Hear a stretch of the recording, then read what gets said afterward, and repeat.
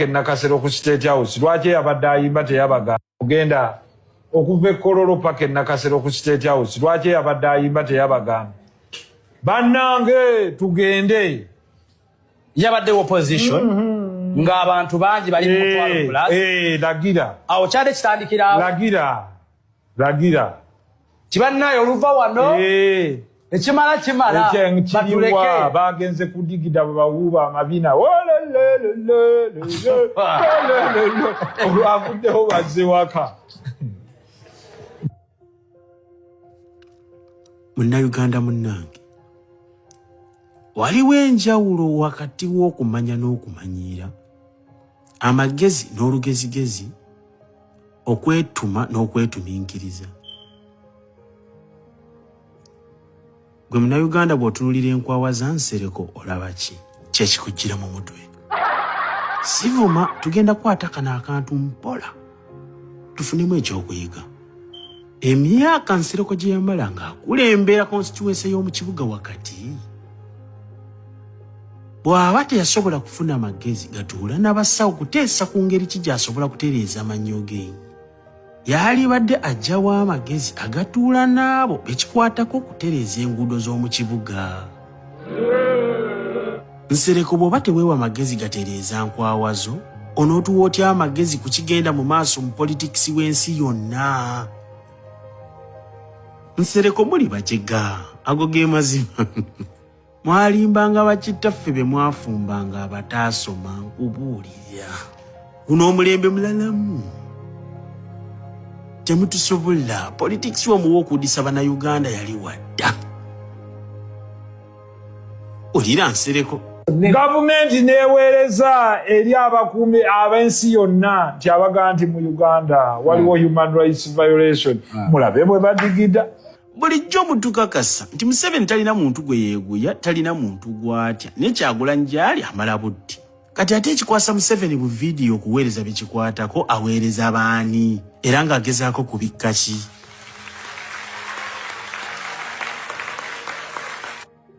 muli bajega gwani yakugamba nti concert okubeeramu abantu abangi kabonero ka mirembe mu nsi Nsereko mbuuza bubuuza oli musiru kibuuzo nze sirumba gwolowooza bali b'oyogerako bekikwatako be bajega ennyo abatasobola kwebuuza bw'abakingisa ennyimba zayimba zikuba gavumenti lwaki abantu bamwettanidde ennyo ne bajjula ekivulu kye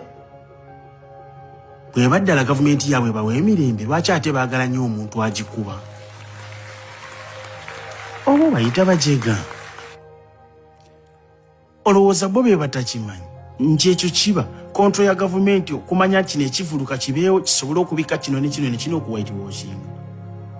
nkuwa lisiti y'ebivulu ebizze bibaawo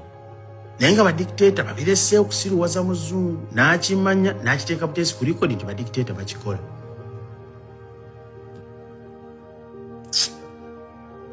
Nsereko muli bajega kuvuga enkutwaleko mu gy'ekinaana Germany yasisinkana akaseera akazibu netuuka okwawulwamu East ne West omusajja yali akulembera East bali bamuyita Eric Honecker yali musajja dictator omubi ng'atugumbula nga bw'olaba Museveni bw'akola abantu ne batandika okudduka nga bava East bagende West bafune ku mirembe akasajja kaabalemesa ne kazimba kye bayita Berlin Wall kaazimba ekisenge wakati mu kibuga mu nsalosalo we baali baawukanira East ne West nga tosobola kusala East Berlin ne West Berlin n'ayawulamu kisenge ekyo era n'ateekawo n'etteeka ina gwasanga ng'akibuuka be bamutteera batta bangi mu kaseera ak'ekinyi kaggobaako mu bantu nga bali mu kubonaabona omuyimbi gwe bayita Bruce Springsteen yategeka ekivu mu East Germany nga teriyo omuntu asobola kukikkiriza boy ng'ate yali takwatagana na gavumenti nga tomunyumiza nonsense ng'ebigambo byonna byayogera bikuba gavumenti era abantu bagamba ekyo ekivulu tekiri baaba tekijja kusoboka dikiteeta tajja kikkiriza ayinza n'okubattaawo wabula ekivulu baakiranga dikiteeta n'akikkiriza ne kibaawo era n'amuwa n'obukuumi nga dikiteeta ayagala ensi egambe nti balina emirembe olaba n'ekivulu gye kiri ekivulu gavumenti yakikkiriza n'ekiwa obukuumi abantu emitwalo 16 be bayingira ekivulu ekyo mitwalo 16 teriyo yafuna bukosefu yadde n'oku dikiteeta yakikola kugezaako kubika maaso g'abali abalaba nti ewalabika waliyo obuzibu bolowooza yagabikka wayitawo emyezi 16 nga gavumenti egudde ku ttaka n'ekisenge kye baazimba mu Berlin wakati ekimenyebwawo wamanyako ekyali ecuba 2009 omuyimbi Bwansi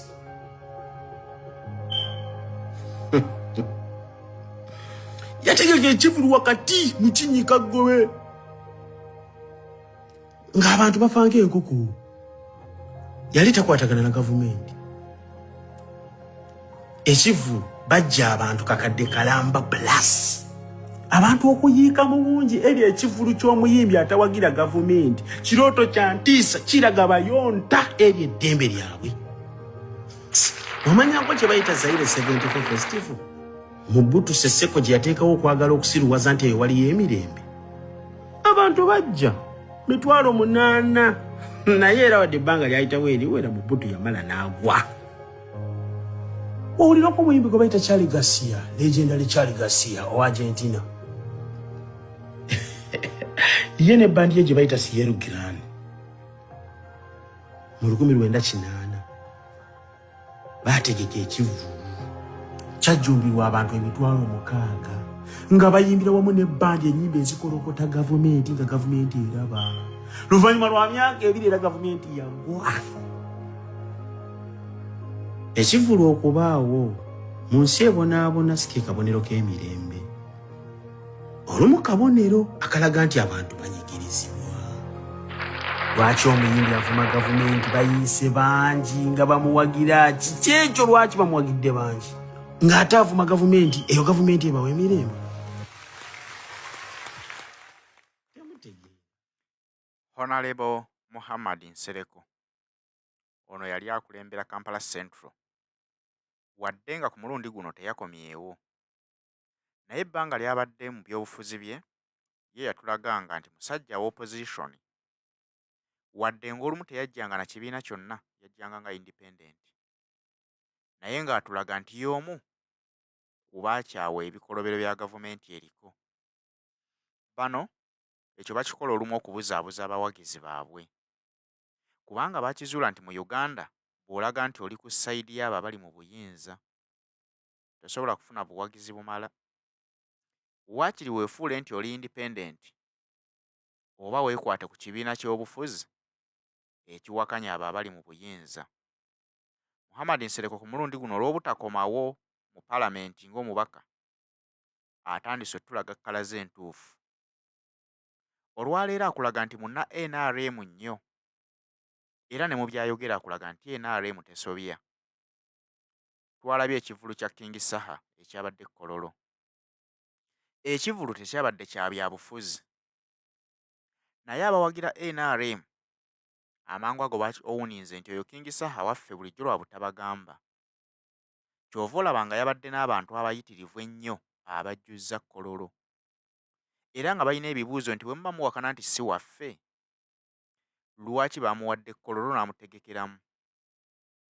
lwaki bamuwadde abasirikale b'eggwanga okuuma emirembe ku kivulu kye. Muhammad Nsereko ate ye avuddeyo n'abisambajja ng'agamba nti Saha si waffe ab'NRM Saha wankyukakyuka naye akabonero akalaga nti ab'enkyukakyuka temulisobola era temulifuga ggwanga mwabadde bangi mu kivvulu. Lwaki Saha ow'enkyukakyuka teyaduumidde kubanga okuva e Kololo ku kisaawe okutuuka State House weeri kinnya na mpindi nga ye abanenya nti lwaki Saha teyaduumidde ne bagenda ne balumba State House ne bajjako gavumenti embi gye bavumirira era n'agamba nti okumanya tebasobola baabadde bangi naye bazze kunyumirwa ab'enkyukakyuka ewali amasanyu we batava. Tasobola kulowoozaako nti abantu okujja mu kivulu kya King Saha baabadde bazze kuwuliriza message King Saha gy'ayimba kubanga ennyimba za King Saha ezimu zikulaga obukyamu obuli mu gavumenti yaffe. Ye Nsereko akugambye nti babadde bazze kunywa bunywe mwenge na kunyumirwamu bamale badde ewaka, struggle baagyesonyiwa era baagivaamu. Kale naye eyo yendowooza ye ng'omuntu, kubanga buli muntu alina endaba gy'alabamu ebintu etafaanagana na ya munne.